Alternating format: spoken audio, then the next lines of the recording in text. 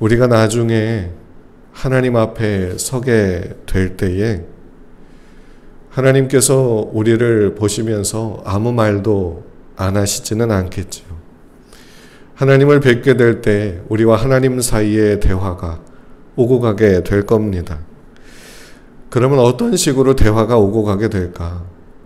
하나님 앞에 선 우리들을 하나님께서 옆에 수많은 천사들을 대동하고 증인들을 대동해서 너 예전에 이런 일 했었지, 너 예전에 이렇게 했었지, 너 예전에 이런 식으로 살았지 하면서 우리를 신문하게 되실까요? 아니면 우리가 하나님 앞에 딱 서자마자 하나님, 내가 이렇게 살았습니다, 내가 이렇게 행동했고 내가 이렇게 말했고 내가 이렇게 생각했었습니다, 그때 이렇게 살았던, 이렇게 행동했던, 하나님이 보시기에 너무나도 좋아 보이게 했던 모든 행동들은 솔직히 이런 목적 때문에 한 것이었습니다.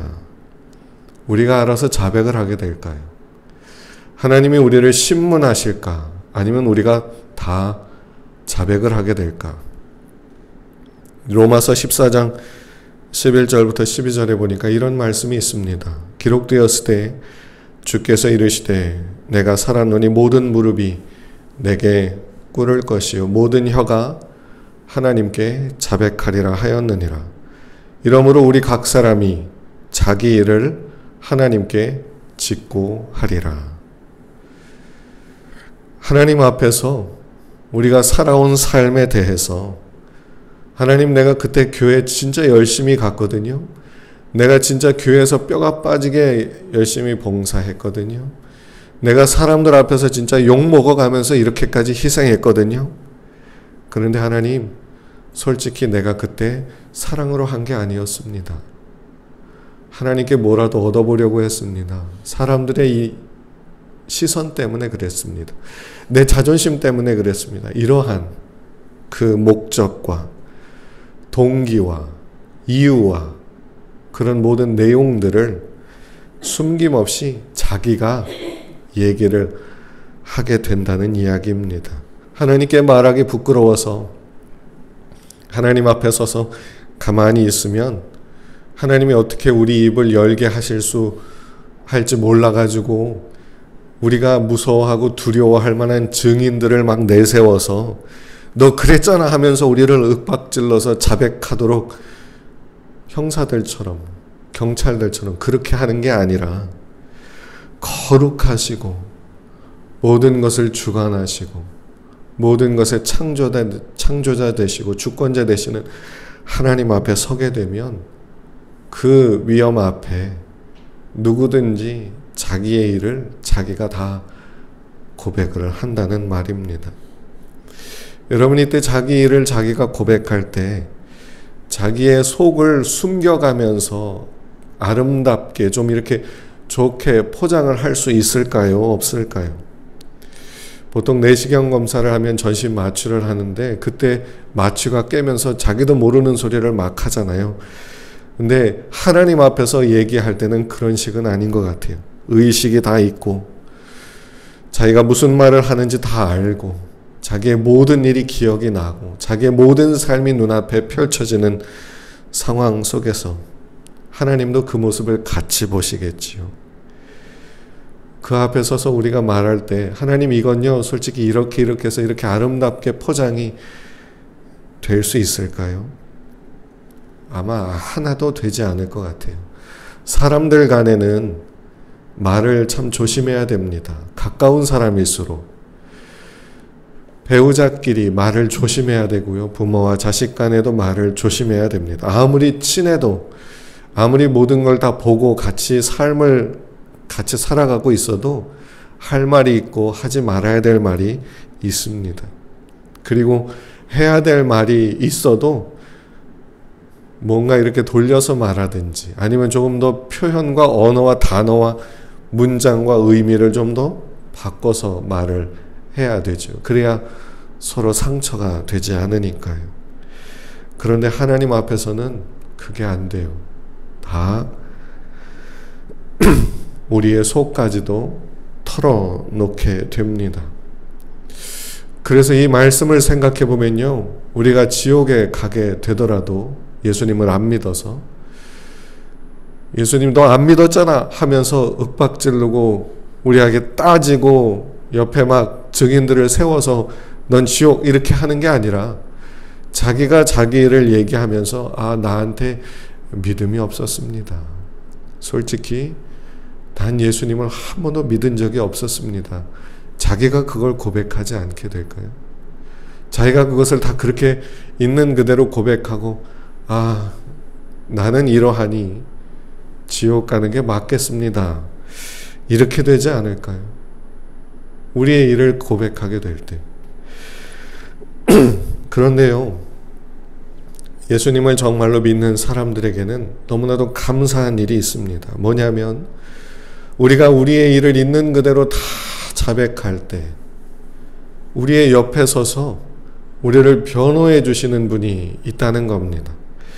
요한일서 2장 1절을 보겠습니다. 나의 자녀들아, 내가 이것을 너희에게 쓰면 너희로 죄를 범하지 않게 하려 함이라. 만일 누가 죄를 범하여도 아버지 앞에서 우리에게 대언자가 있으니 곧 의로우신 예수 그리스도시라.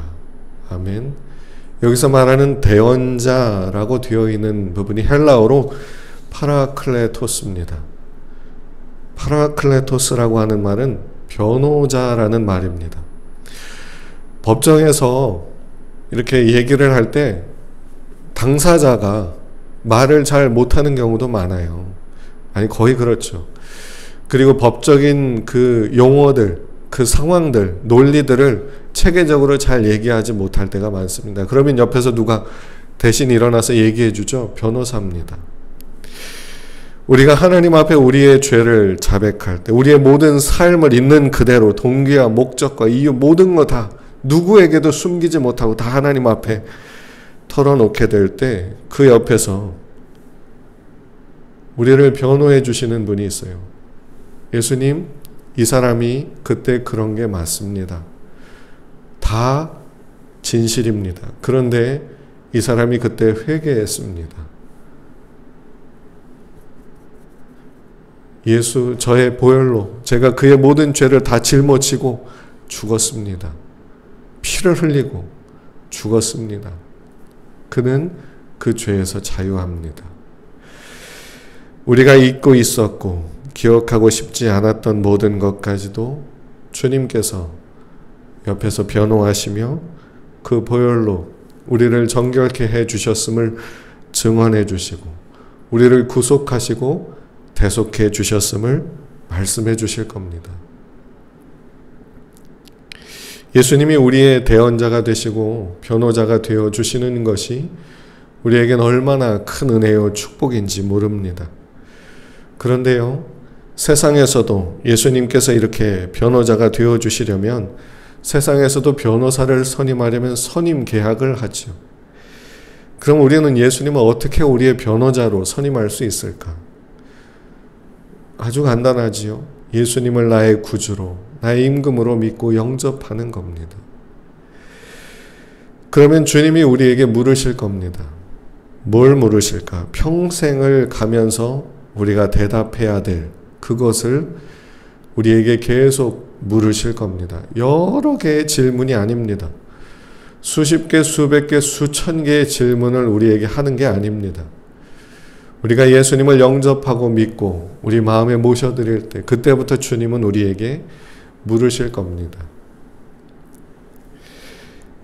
그 하나의 질문, 그게 무엇일까?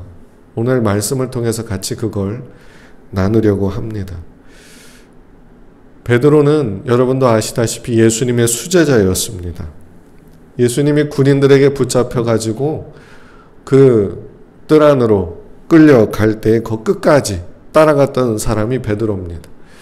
다른 제자들은 예수님을 체포하러 왔을 때 그 자리에서 다 도망쳐 버렸지만 그래도 베드로만큼은 나름 예수님께 인정받는 제자라는 자부심이 있어서 그랬는지 그 뜰에까지 쫓아갑니다. 그런데 성전을 지키던 여종과 다른 사람들 앞에서 끝내 예수님을 모른다고 예수님을 나는 모른다고 3번이나 부인하고 심지어 예수님을 저주하기까지 했습니다. 그리고 나니까 예수님이 네가 오늘 3번 나를 부인하리라 하신 말씀이 생각이 나서 홀로 어두운 곳에 가서 통곡하며 울었지요. 예수님은 결국 십자가형에 처해졌고 무덤에 들어갔습니다. 베드로는 물어물어 제자들을 모았습니다. 그리고 이제 우리 어떡하냐? 이제 우리 어떻게 살아야 되냐? 어떻게 해야 되나? 하고서는 별다른 수가 없으니까 다들 모여서 예전에 우리가 하던 거 하러 가자. 갈릴리 바다로 물고기 잡으러 다시 길을 떠납니다. 그들은 예수님께서 십자가에 달리시기 전에 제자들에게 내가 너희들보다 먼저 갈릴리에 가서 있을 것이다 라고 하셨던 이야기는 기억도 하지 못하지요. 그들은 물고기 잡으러 다시 갈릴리 바다로 갑니다. 그리고 거기서 버려두었던 배를 다시 닦고 그물을 다시 깁고 거기서 다시 바다로 나가 물고기를 잡습니다. 그렇게 물고기를 잡은 지 며칠이 됐을까요? 베드로는 옛날 처음 예수님을 만났을 때처럼 누군가가 그물을 내려보라고 저쪽에서 그물을 내렸는데 물고기가 153마리가 잡혔습니다. 그물을 끌고 육지로 들어오니까 예수님이셨지요. 그런데 예수님하고 무슨 말을 하기도 전에 예수님이 제자들을 위해서 조반을 식사를 다 준비해 놓고 와서 밥 먹어라. 그리고는 제자들을 다 불러서 같이 둘러앉아서 밥을 먹습니다. 밥 먹으면서 그들이 마음이 어땠을까? 베드로는 마음이 어땠을까? 죽었던 예수님이 살아온 것에 대해서 놀라움도 있었겠지만 미안함과 부끄러움도 더 많았겠죠. 왜냐하면 자기가 무슨 짓을 했는지 모르지 않으실 테니까. 그런데 식사를 마친 후 예수님이 베드로에게 묻습니다. 예수님의 질문은 너 왜 그때 그랬냐? 너 3년을 따라다니면서 나한테 배운 게 그거밖에 안 되든? 내가 너한테 쏟아부은 게 얼만데 너는 나한테 그렇게밖에 못했냐? 너 정말 나를 모른다고 한 이유가 뭐냐? 이런 말은 하나도 하지 않으셨지요. 예수님께서 밥을 다 먹은 베드로에게 첫 번째 하신 질문, 요한의 아들 시몬아, 네가 이 사람들보다 더 나를 사랑하느냐? 여러분, 이 질문은요, 어떤 말에 염두에 둔 질문일까요? 너는 나를 사랑하느냐? 단순히 이렇게 묻지 않았어요. 첫 번째 질문은 너는 다른 사람들보다 나를 더 사랑하느냐? 이 질문이었습니다. 과거로 조금 며칠 전으로 돌아가면 예수님께서 체포당하실 때 베드로가 했던 말이 뭔지 아십니까? 베드로가 예수님 앞에서 했던 말은 주님, 모두가 다 주님을 버릴지라도 나는 결코 주님을 버리지 않겠습니다. 이 얘기를 했어요. 다른 사람들은 다 주님을 버려도 나는 주님을 버리지 않을 거예요. 그래서 다시 만난 예수님이 묻는 거예요. 베드로야, 너는 정말로 다른 사람들보다 나를 더 사랑하느냐? 그때 이야기를 들은 걸 가지고 이제 와서 물으시는 거예요. 베드로는 자기가 했던 그 빈말, 아무것도 지킬 수 없었던 그 말이 생각이 났을 겁니다. 부끄러웠겠죠. 예수님의 질문에 대답합니다. 주님, 그렇습니다. 내가 주님을 사랑하는지 아닌지 주님을 사랑하는 걸 주님이 아십니다. 그러자 이제 예수님이 또 물으십니다. 요한의 아들 시몬아, 네가 나를 사랑하느냐? 이제 다른 사람들과 비교해서 다른 사람들보다 더 많이 나를 사랑하는지는 이제 비교해서 하는 거니까. 근데 네 안에 진짜 나를 사랑하는 마음이 있기는 한 거냐라고 물으시지요. 베드로는 대답합니다. 주님, 그렇습니다. 내가 주님을 사랑하는지를 주님이 아십니다. 예수님이 또 물으십니다. 요한의 아들 시몬아, 네가 나를 사랑하느냐? 두 번째, 세 번째 질문이 똑같아요.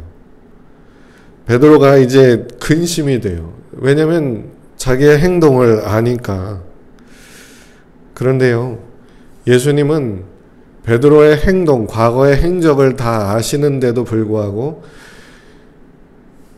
네가 그때 그렇게 한 짓을 보면 넌 나를 사랑하지 않는 게 분명해. 물어볼 필요가 뭐가 있어? 이렇게 하지 않으셨어요. 네가 그때 한 행동을 쭉 보면 지금도 내가 그런 일을 당하면 넌 똑같이 또 부인할 게 뻔해. 나를 사랑하느냐고 묻는 게 무슨 의미가 있겠어? 라고 하지 않으시고, 네가 나를 사랑하느냐? 주님 그렇습니다. 주님이 모든 것을 아시오매 내가 주님을 사랑하는 줄 주님이 아십니다. 이 대답을 들으시고는 내 양을 먹이라, 내 양을 치라. 그리고는 그에게 위대한 사역을 맡기셨어요.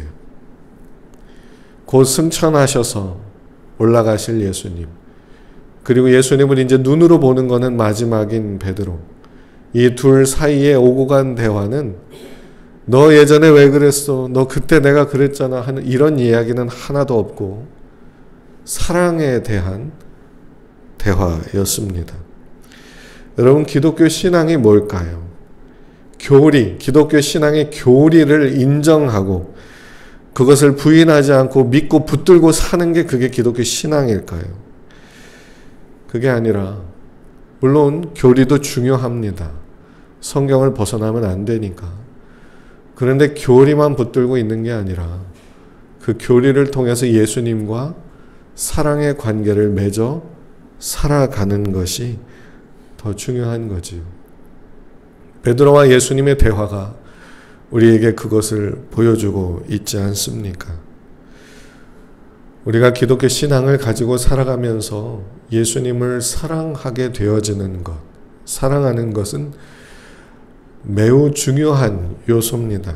예수님을 사랑하는 것이 빠지면 거기에 말씀과 율법과 지킴과 윤리와 도덕만 남게 되면 어떻게 될까요?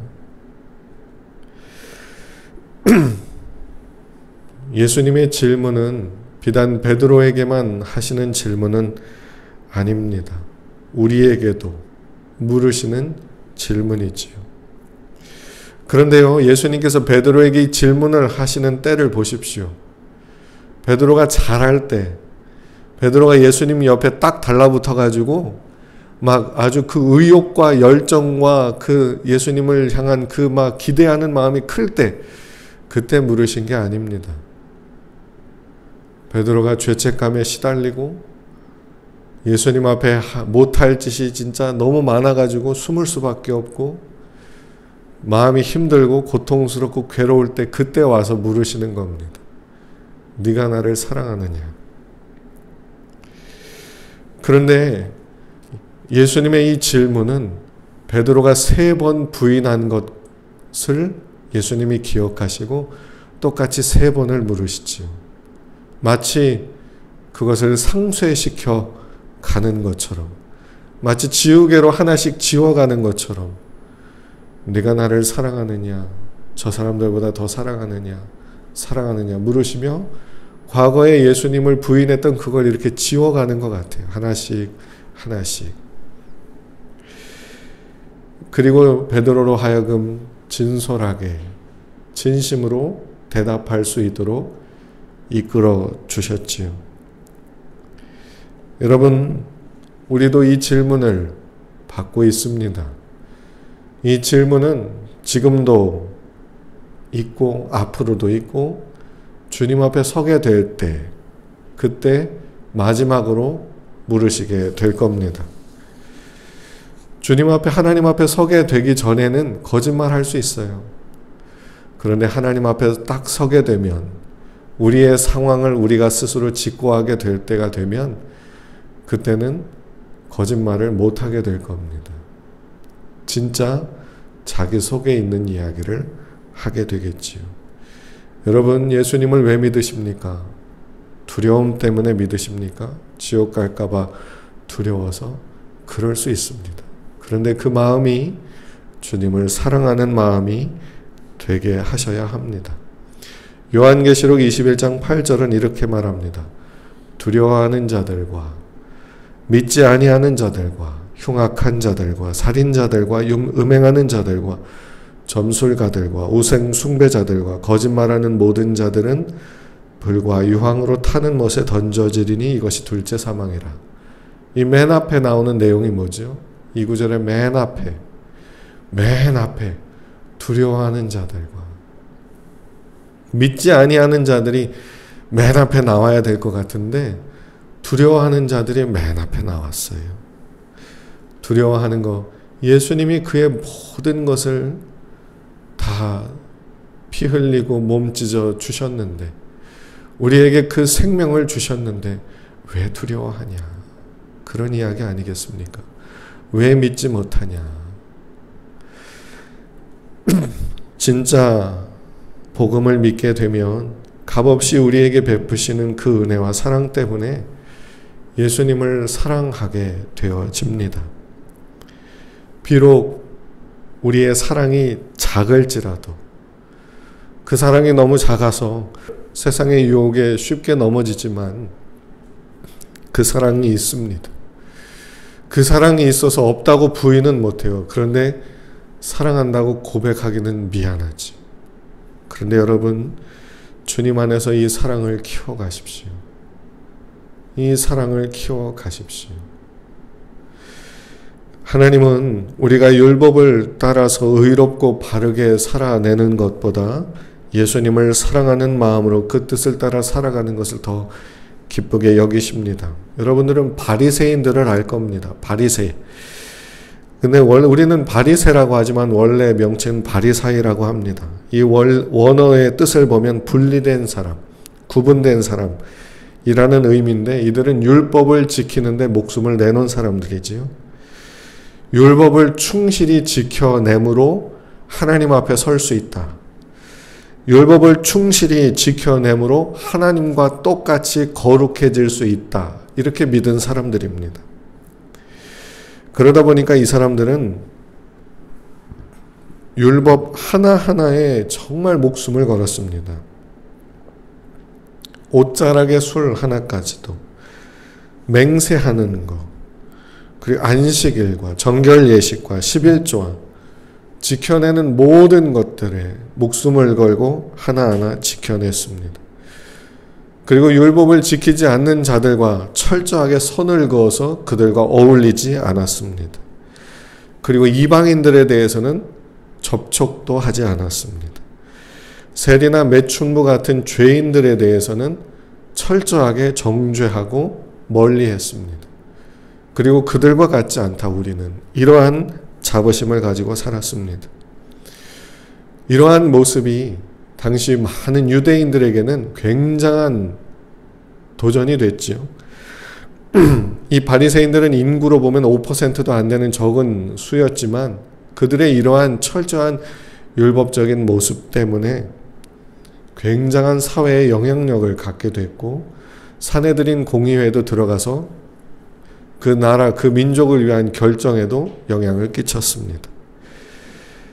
이 바리새인들에 대해서 종합해서 말해보면 이런 겁니다. 일반 대중들이 실천하지 못하는 율법을 온몸으로 실천하며 살았던 철저한 종교인들.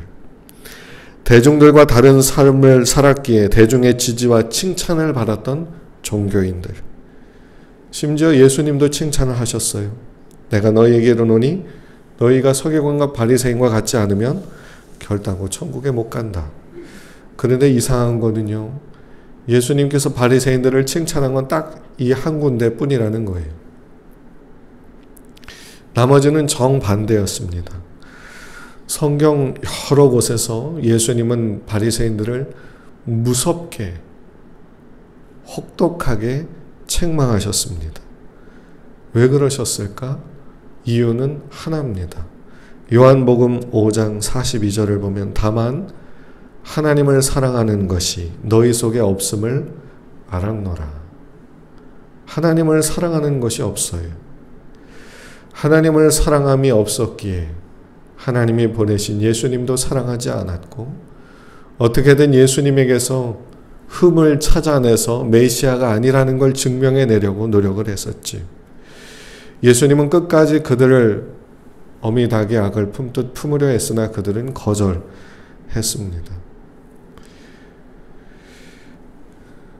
여러분, 주님께서 우리에게 오셔서 물으시는 것은 이거 했냐 저거 했냐 그거보다도 네가 정말로 나를 사랑하냐 이걸 물으실 겁니다. 그리고 이러한 사랑의 고백은 우리가 기분 좋고 살기 좋고 고난도 없고 모든 게 잘 될 때는 묻지 않으실 거예요. 오히려 욥과 같이 하루아침에 고난을 당하고 하루아침에 자녀를 잃고 아내도 하나님을 욕하고 죽어버려라 이런 식으로 말하는 아내, 배우자, 그런 가정이 파탄나는 상황에서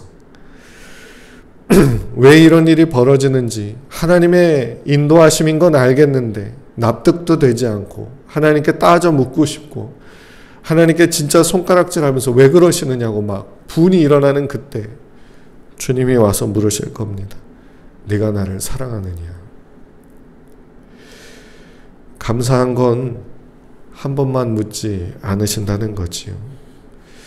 여러분, 베드로가 하는 이 고백은요, 베드로에게 물으시는 질문은요, 말도 안 되는 고난을 다 지나오고 나서 물으시는 겁니다. 그것을 깨끗하게 지나온 게 아니라 온통 오물을 뒤집어 쓰고 거기서 추하고 부족하고 흠 있는 모습 그대로 나와 있는 그 상태에서 우리가 고백하는 겁니다. 폴 워셔 목사님은요, 지옥에 대해서 이야기하면서 이런 이야기를 하셨어요. 보통 사람들은 지옥에 대해서 잘못된 생각을 가지고 있다는 거예요. 보통 사람들은 이렇게 생각한다는 거예요. 만약에 지옥에 사람들이 있는데 예수님을 믿을 수 있는 기회가 있었지만 놓친 사람들, 그들에게 만약에 예수님이 찾아가서 내가 너희를 구원하려고 다시 왔다, 만약에 이런 상황이 벌어진다면 많은 사람들은 그때 예수님께 찾아가서 잘못했습니다, 내가 믿겠습니다 이러면서 돌아오게 될 거라고 생각을 한다고. 그런데 절대 그렇지 않다고. 로마서 1장 28절 이하를 보면 알 수 있는 것처럼 예수님이 오셔도 그 마음에 하나님 두기를 싫어하는 그런 사람들이기에 예수님께서 십자가에 다시 십자가를 지고 다시 지옥에 가서 다시 그들 앞에 서신다고 하여도 그들은, 지옥에 있는 그들은 예수님께 나오지 않을 거라고. 그동안 뭐 했습니까? 내가 여기서 이 고통당하는 동안 예수님은 뭐 했습니까? 내가 여기서 이 고통당하는 걸 어떻게 웃으면서 지켜보셨습니까? 내가 그렇게 소리 지르고 외치고 몸부림칠 때 어디서 뭐 하고 계셨습니까? 오히려 하나님께 분노하고 예수님께 욕을 하고 예수님을 대적하고 예수님께 손가락질을 하고 막 울분을 토하지, 주님 앞에 그렇게 나오는 사람은 아무도 없을 거라고. 그런데 저는 그분의 말씀이 맞는 것 같습니다. 여러분, 주님을 사랑한다라고 하는 고백은요, 지금 하셔야 됩니다. 하나님께 속상하고 답답하고 밉고 그리고 욕이 나오고 하나님은 어떻게 나한테 이러실 수가, 그런 말이 나오는 상황에서 주님께 사랑한다 고백하는 겁니다.